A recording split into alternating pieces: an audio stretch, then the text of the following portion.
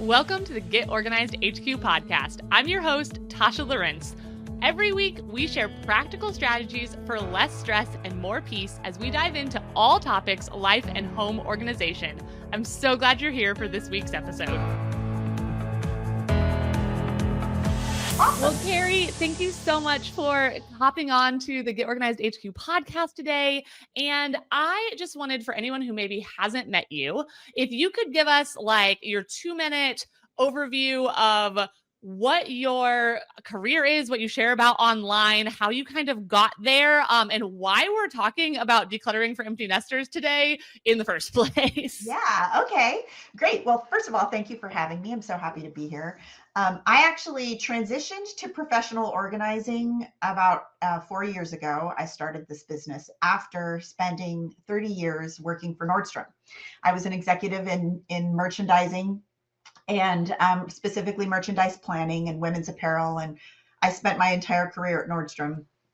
And what was interesting is that the subject of editing, i.e., you start with a bunch of stuff and you take things out until you're left with what is an assortment that's important to put out to your customer, to put on the floors of your stores, etc. I found that really translating to my personal life, because when I stopped working, it was during the pandemic. And I just found, we have been in this house for maybe about 10 years, but we've been collecting things. We raised 3 kids and we've got a house full of stuff. And I didn't really realize the extent of it until I was spending a lot of time in my house. And so this idea of editing down our things to what matters in our life today was just this kind of pervasive thing that I was sort of noticing as I was going along about my daily life. Then I started the professional organizing business and realized that the organizing part is great. I've always been an organized person. Since I was a kid, I loved rearranging my room and, cleaning out a closet if I got stressed out, like that kind of thing. But it was actually in my work with clients, it was the decluttering that was the hardest for the clients. And what I realized was that decluttering solves about 80% of organizing problems. So especially if you're in midlife, like I am, where you've just had all these years to accumulate all this stuff. So kind of the intersection of all those things, this idea of editing, the season of life that I'm in right now with my kids growing up and moving out, and this learning from doing the professional organizing that decluttering is kind of the sweet spot in terms of results and transformation. Those kind of all came together. And that's what I started talking about on my social media accounts. Yes, I totally agree that it's crazy how little organizing there is left to do once you've decluttered. Not that there's none, or like nothing that you can do to take it to the next level, but you're so right that is the foundational piece for sure. So when it comes to your story of like working through your own home and your things, did you notice any changes in your relationship with the stuff in your home once you didn't have kids living at home anymore? Yes. Some things I think it was mostly that I took things for granted that they still belonged in the house. Like, for instance, we have a mudroom that has like an outdoor section where all the sports equipment is. And I had, 2 of my 3 kids were pretty into sports. And, so you walk out the door every day and there's the lacrosse sticks and the, and the bike helmets and all the accoutrements that come with raising kids who are into sports. And, as time was going by, when you start to notice these things, it's like you put these goggles on and you start to notice, does that thing really belong anymore? And, does my kid really still need her lacrosse backpack with the like 8 million lanyards attached to it? If she's now, a junior in college, is that really still important to her? I know it's not important to me. And maybe I'd really like to have room on that shelf back. Those kind of thoughts started occurring to me. And that's when I kind of really started getting in deep with my own decluttering of my own house. Yes. And I feel like decluttering is such a it's something that runs so much on momentum. So when you Hmm. find those first more obvious things like the lacrosse sticks and you're like, Hmm. "Oh, yeah, nobody's using these." That opens up the door to, "Oh, well, now I can look more critically at these other things that they weren't going to jump out at you as obvious of like the next thing to declutter." Yeah. Yeah, it's so true. The momentum thing is so true. And when you're in midlife, you've had a lot, you've collected a lot of stuff. So it's Right. not one of these things where you're going to go, declutter your house in the course of a weekend project. It Yes. doesn't work like that. And so you really need to build momentum by having some small successes. And that could look like, just walking through your house and noticing things that you don't use anymore. Or it could be picking a small area, and removing the things you don't need anymore, and organizing it, and then getting that intense, for me it's very intense, feeling of satisfaction Yes. after I've decluttered and organized a space, that it just feels so good. I love to admire it. I love to bring my family, look what I did. Right. They don't really care as much as me, but I get it. and then the real another piece of real satisfaction is bringing that stuff to leaving the house and bringing Yes. it to donation is another feeling. It just feels so good to have that stuff be gone. Yes. And so when you can do it in small bits, it's really not that intimidating. You can swing by a donation drop on your errand run. It's like, it Mhm. doesn't have to be this huge project. I see so many people that attack a big project like a garage or something, Yeah. and they end up with all bags and boxes of stuff that's leaving, but then it just sits there Yeah. forever because the job of removing it from the house Yes. feels so big and intimidating and not something I have time for. But if you can keep it Yes. small, keep those efforts small, it's really easy to integrate it into your daily life, especially when you're in midlife and kids take up a lot less of your day-to-day hourly Mhm. schedule. Right. Yeah. So as we kind of dive into the idea of decluttering in this season of life, I actually want to ask you where we should start with this, because you're the one who's done this and has experience. So we could start on the side of just like decluttering in general. You mentioned some of the specific difficulties of like you've got other people's stuff in your house now. So Yeah. like is this my stuff to declutter or is it theirs that I need to ask Yeah. their permission? So like there's the logistics of that. Not to mention, I mean, years and years sometimes of like accumulated stuff, but not in a bad way, not No, in some, no, oh, no. I just brought it. It's just what happens as you're living and your kids' hobbies change and your hobbies change and your needs change. And you used to have younger kids. And so you still have a few leftover toys in the closet and maybe your nieces and Yeah. nephews come and play with it. Like all of those things that happen. So you've got the like logistical struggles that come Hmm. specifically with like decluttering in midlife, but then you've also got the fact that there's a lot of emotions tied into Hmm. that. It's not always as cut and dry as decluttering, say, like, oh, what's the classic, like the condiments in Like your a medicine, refrigerator. or a Yeah, medicine cabinet, or exactly. your I'm really nightstand. attached to this 5-year expired Right. Tylenol, like Right, not exactly, really. exactly. And so both when having a conversation about this, but also when approaching the project, do you start with the mental work of like working through the emotions of it? Or do you start with, okay, let's address some of these practical questions? Well, I am for sure a planner at heart. So Hmm. I always like to be prepared when I'm starting something.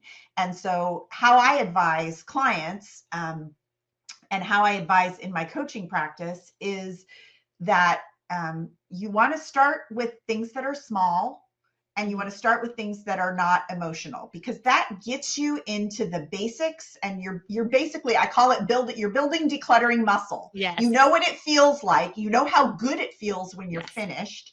And if you can do those things, or if you can practice on areas in your home or categories in your home that aren't laden with all this, history and Right. emotional baggage, then that's going to better prepare you when you do get to that stuff.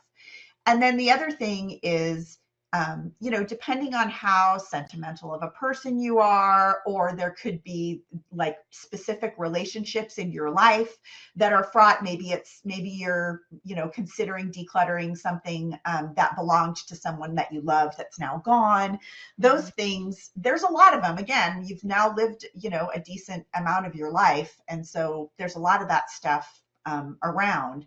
And so doing some mental preparation, knowing that, a simple mantra like my feelings are not going to kill me Yes. is really helpful. And even saying it out loud, I feel like, oh, I'm in midlife now, so who cares if I talk to myself? I'm not going to judge myself for saying things out loud. That kind of stuff really works.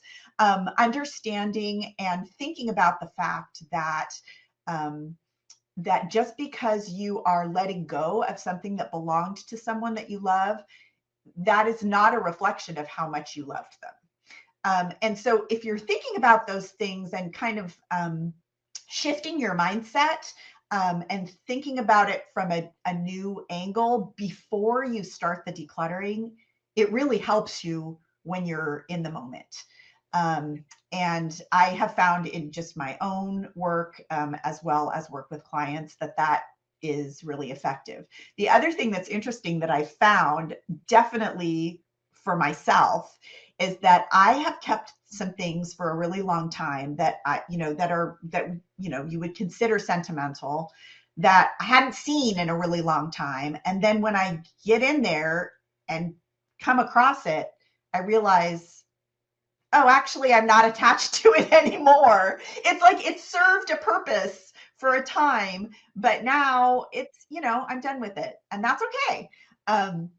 And so just because you've saved something for a time doesn't mean that it needs to stay with you forever.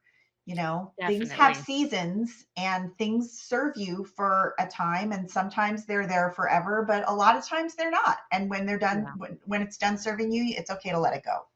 Yeah, for sure. And I would be curious, even among our listeners, everyone talks about sentimental decluttering, right? As Mm-hmm. this really stressful kind of decluttering. And it does carry a lot of emotions and you're going through all of these things.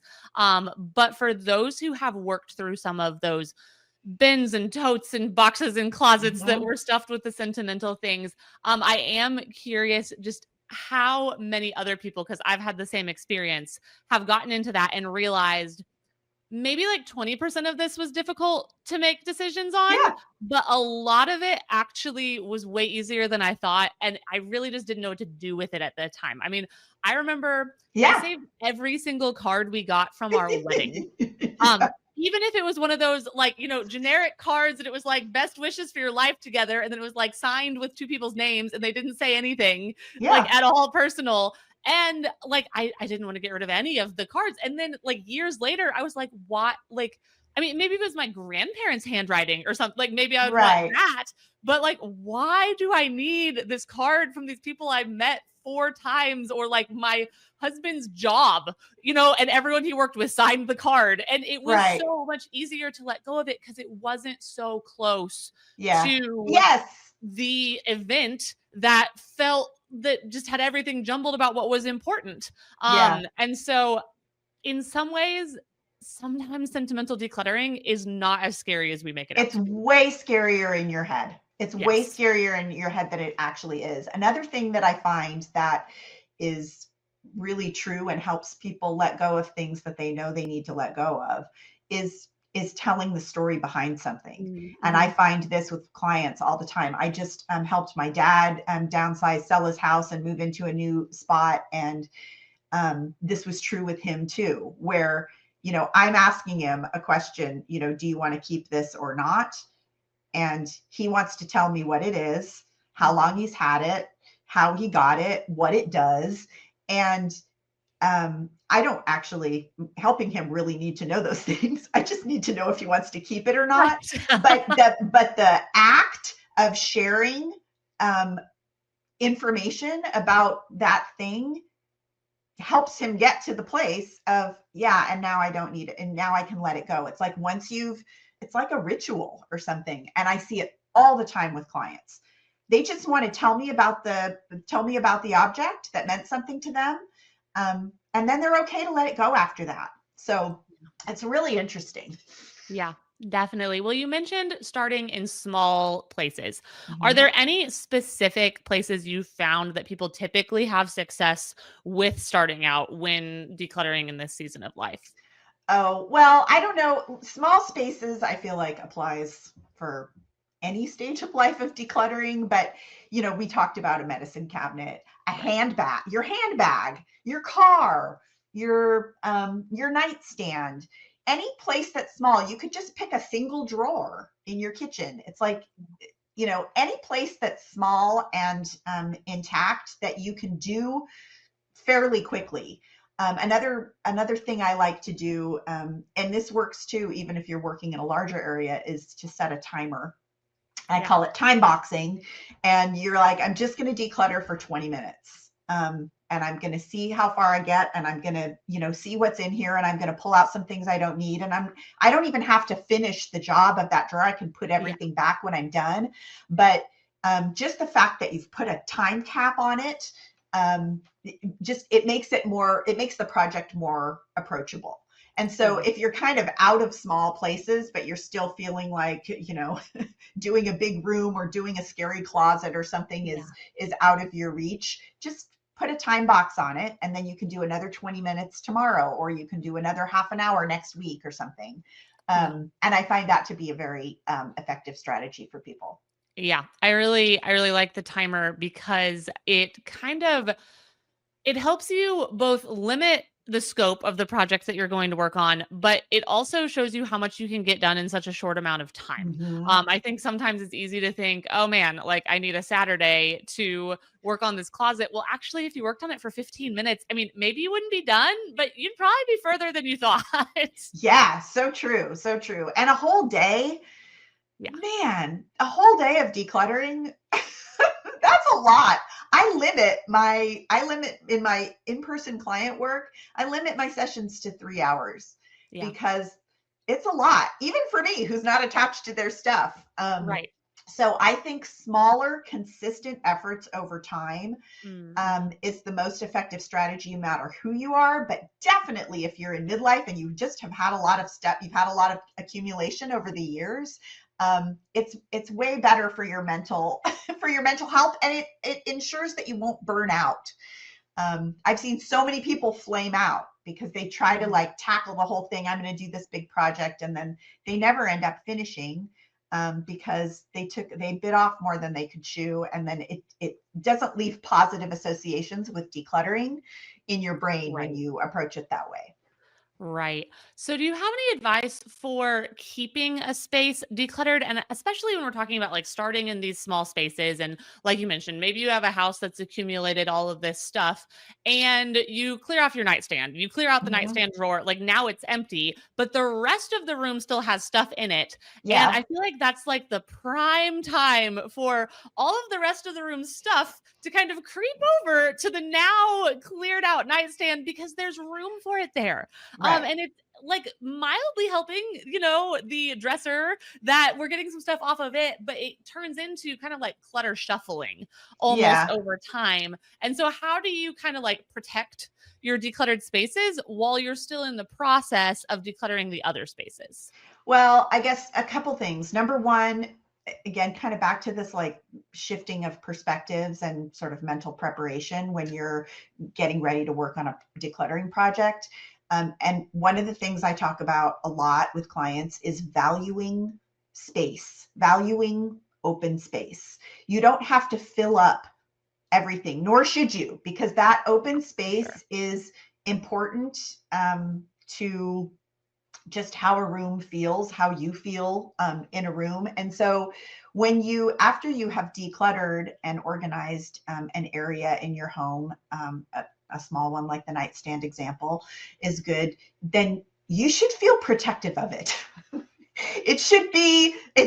I mean, that it's a small space, so it's a really tiny little oasis, but if the rest of your bedroom needs work, your Right. nightstand is your oasis, and it should be your inspiration for moving on to the next space. Maybe your dresser is next. Right. And the surface areas, when you can get the surface areas cleared off, decluttered, and have more open space available to interact with, then again, you're going to be feeling better in your bedroom, and then it's going to take you to, okay, now what's next? Now maybe I'm going to go into this sock drawer that, where it's got socks living in there. There's millions of singles in there. It's just like, it's been an intimidating place for quite some time, but I'm feeling calm in my room now because the surfaces are clear and decluttered. And Right. so that I can get in and do this deeper stuff, because especially in a midlife home, it's even there could be homes, and I have lots of clients that their home, when you walk in,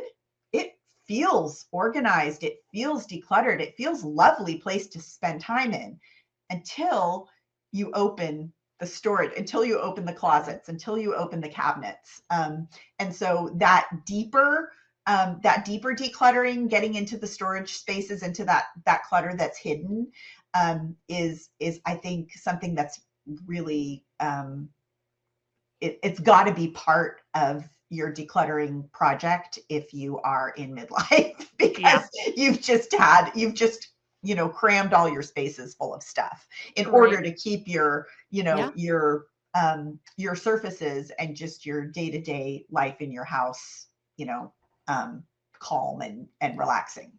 Right, for sure. No, and the just piece of feeling like, "Oh, I can go open that closet and find what I'm looking for," and not have, like, a small avalanche of, Yes. lacrosse sticks falling out on me. Yes. Yes, for sure. So I feel like we would, be missing a big chunk of this to not kind of circle back to that question. Hmm. What do you do with all of the stuff that isn't 100% yours, Hmm. to Oh yeah. decide what to do with? Because there can be a lot of that. And just so many challenges with, first of all, not wanting to like ruffle feathers or hurt feelings Yeah. by getting rid of something important. Also, the opposite problem of feeling like it's not yours to get rid of. And like Yeah. your kids are in college and they're busy and they're hanging out with their friends and they don't really want to spend an hour on FaceTime being like, keep this, get rid of this. So like, how do you tackle all of that? Well, I do a lot. I make sure I'm doing a lot of communicating, which includes, again, back to the pre-planning Yes. topic, which includes discussing or letting people in my family know what I'm doing. Yep. Hey, I want you to think about this. I just put it out on the family group text. I'm Yeah. going to be I'm going to be decluttering the outside mudroom, and so, you be thinking about what you want to do, whether you want to keep something. I don't get rid of things that people in my family want to keep. They're really not interested, most of them, in doing the work of decluttering. So they're kind of fine to have me do that as long as they're consulted. Yeah.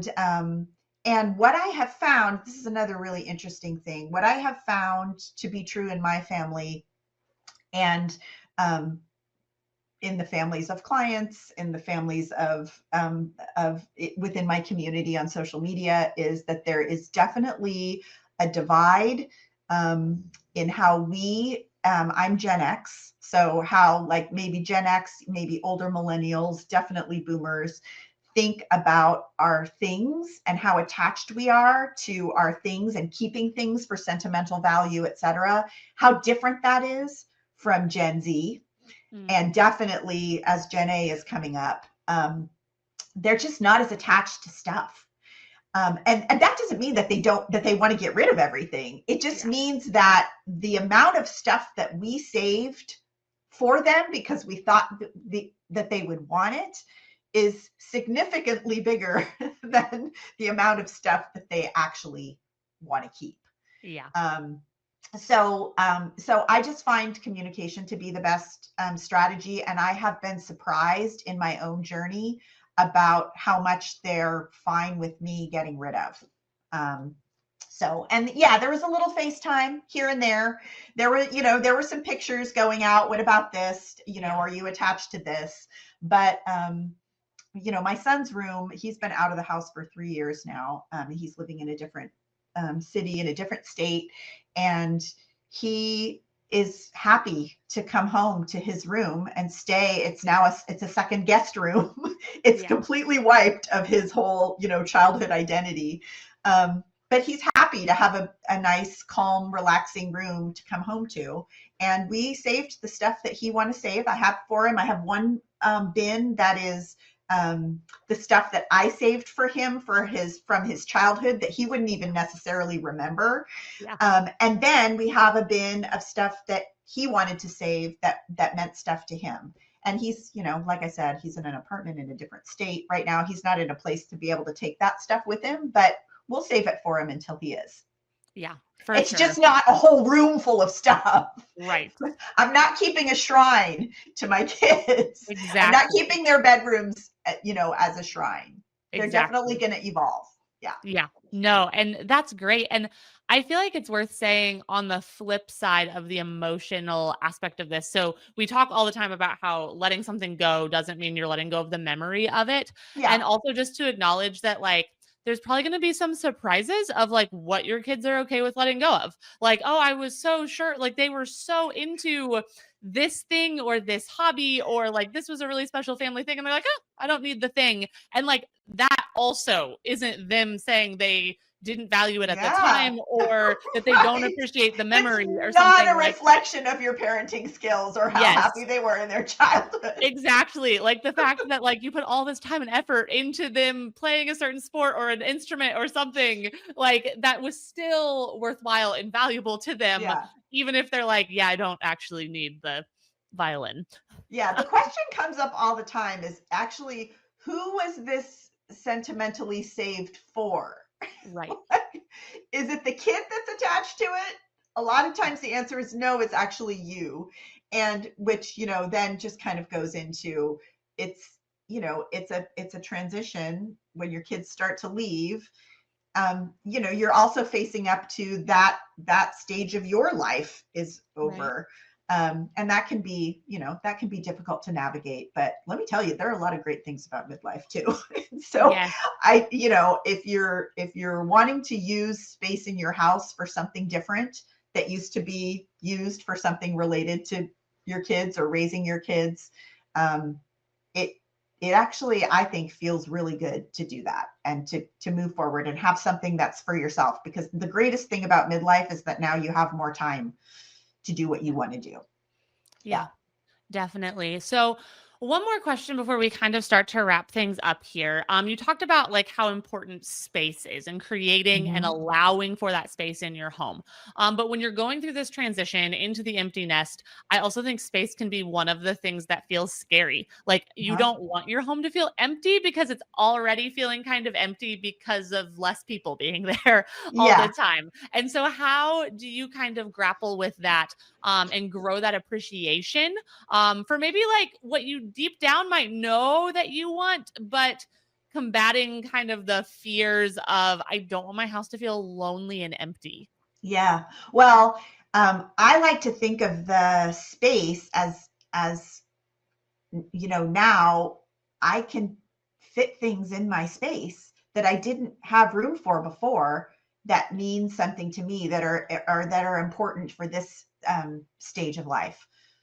This is probably not an example that applies to everybody, but like I said, my dad recently downsized and moved, sold his house, and we got his, it was my parents' grand piano that is now, we're the third generation to have this piano. It's a big grand piano.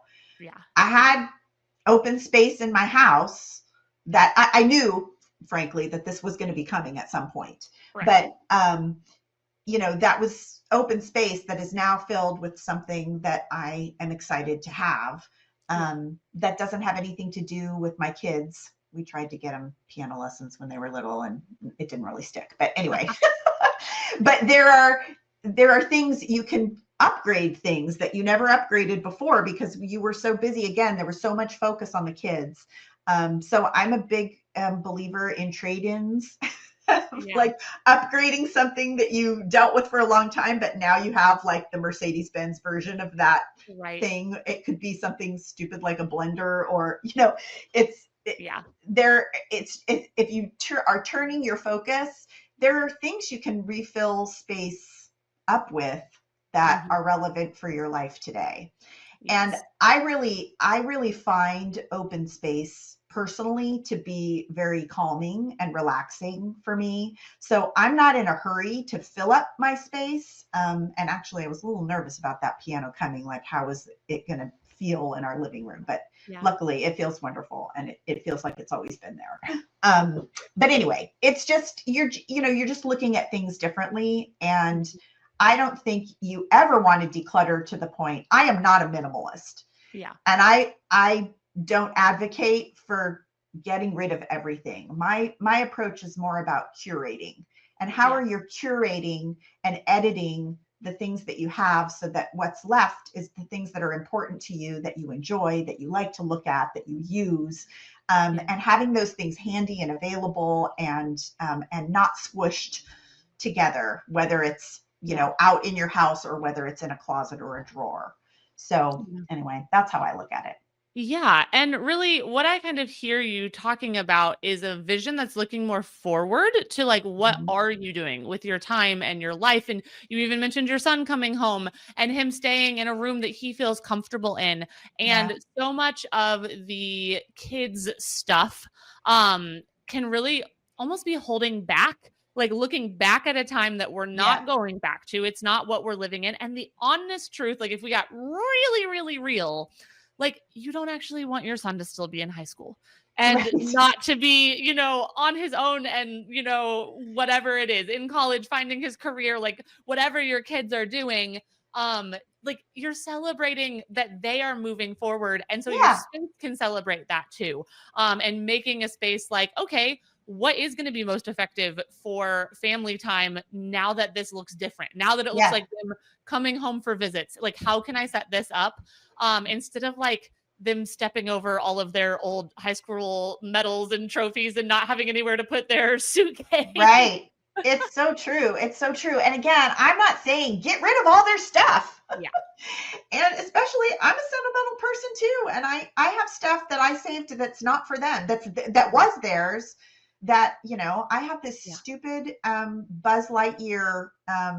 It's like I don't know. You squish his legs together, and it swirls around, that we got at Disneyland the first time my son was 4, and we Yeah. took him to Disneyland, and it was his favorite thing, and he doesn't care about that thing, but I kept it Yes. because I love it, and it's actually in a cabinet behind me, and I can go visit it sometimes, and it makes me Yes. happy. So it's Yes. like, it doesn't mean, just decluttering doesn't mean you're getting rid of everything. It just means you're Mhm. prioritizing, Yes. and you're hanging on, and cherishing the things that matter, and making space for them so that you have room to appreciate them. Yes, man. I think I'm so glad you said that. And I think that's a perfect point to kind of wrap up on that. Yeah. Decluttering does not mean that you're getting rid of everything. I think that we can get that impression and we can get the impression that, like, well, I don't need this Buzz Lightyear light up toy. And so Right. I am keeping clutter because, but like, Right. no, like you said, it is making you happy. It's just making the decisions so that your house isn't overrun with, you know, So that you dozens can't of Buzz find the Lightyear light Buzz up toys. Lightyear toy because he's buried under 12 million other things that aren't as Yes. important. Yes, definitely. No, I think that is just such an important thing to remember, that like you shouldn't feel guilty for deciding to keep something.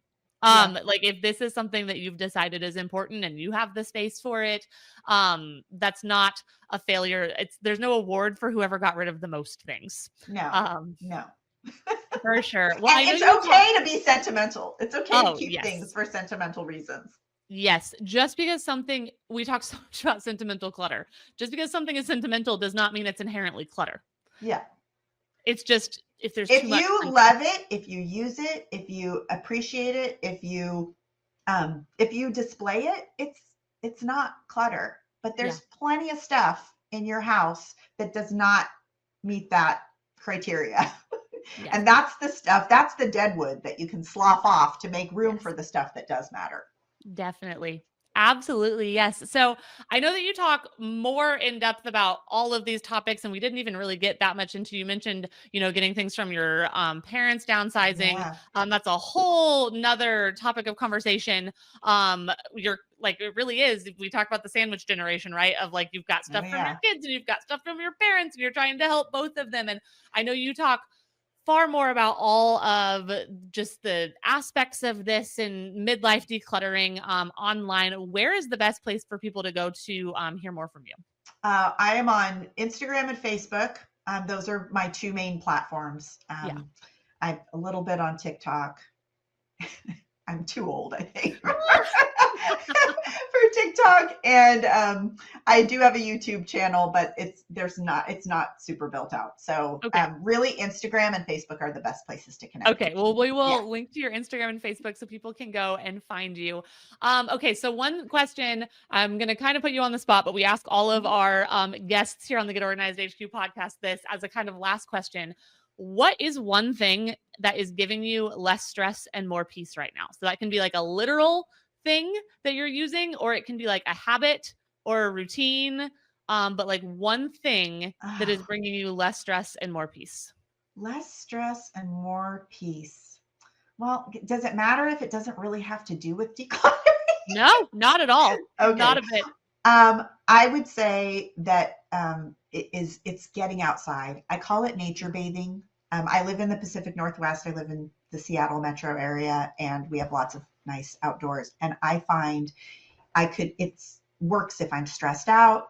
It works if I'm, kind of feeling down. It's most recently worked for me when I was jet lagged and Yes. coming back from a big trip, and the jet lag really hits you in midlife. Getting outside and walking. I have a dog, and so I have to get outside. And that, I swear, is like a cure all for me. It really helps me relax. It helps my mental health Yeah. stay healthy, I guess. I don't know. So No, that's perfect. my house is fairly decluttered. Trust me, there's always more to do, but so it's not really decluttering things. I feel like I like my house to be a haven. So right now it's kind of the outside the house that is the thing that's resonating with me right now in terms of Yeah. keeping me calm and happy. Absolutely. Well, I love that. Thank you so much for just sharing some of your time with us and your expertise on this topic with us. I know it's a question we often hear about, so I'm glad we were able to cover it today. Thanks so much, Tasha. It was really fun. Thanks so much for tuning in to this week's episode of the Get Organized HQ podcast. I hope you found something that you can start applying right away for less stress and more peace in your life and home. Can't wait to see you next week.